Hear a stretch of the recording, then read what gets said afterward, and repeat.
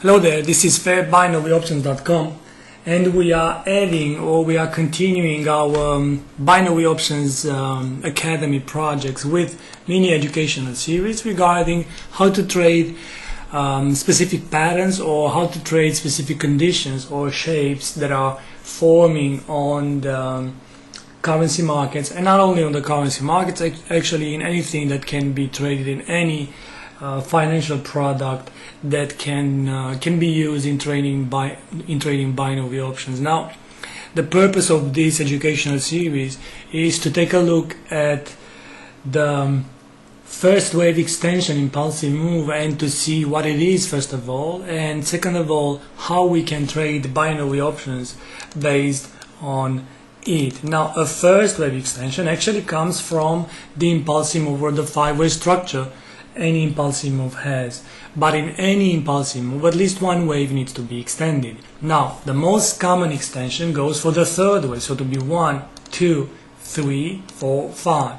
This is the most common extension. This is being called, for example, a five-way structure with a third wave extended, meaning that the third wave is the longest one or the biggest out of the five-way structure. Now, this is the most common arrangement. However, there are situations when the longest wave or the biggest wave is the first one, and that is, of course, our instance here. In this situation, we have what? In a first wave extension, we said that the first wave needs to be the longest one, then to have a second wave, then to have a third wave, but in an impulsive move, in order for the third wave to be considered, in order for the extended wave to be part of an impulsive move, it needs to be more than 61.8 when compared with the next longest wave.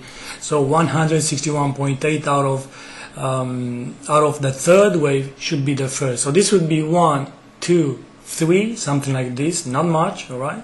3, 4, and then the fifth wave to the upside, like this. And this is how a first wave extension looks like. Now, everything stays there, or the difference then stays with or within the corrective waves. This should be labeled like this. This should be labeled as the first wave, wave 1.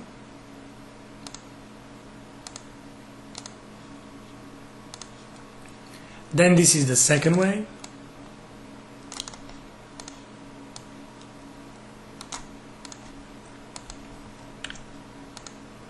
Then the third wave, of course, all the way here, which again should be 61.8 out of the first one. Then the fourth wave, all the way to the downside here.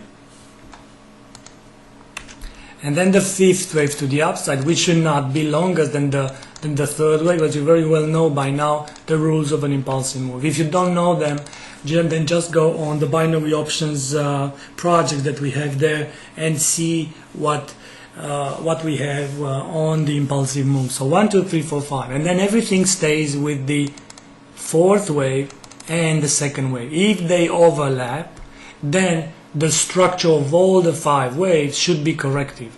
Overlapping means that it should go, the fourth wave should go into the territory of the previous first wave. So let's make it like this, and let's make it of a different color so that we know what overlapping actually means. Like this. As you can see in this arrangement, if this is like this, it is overlapping and all of them should be corrected.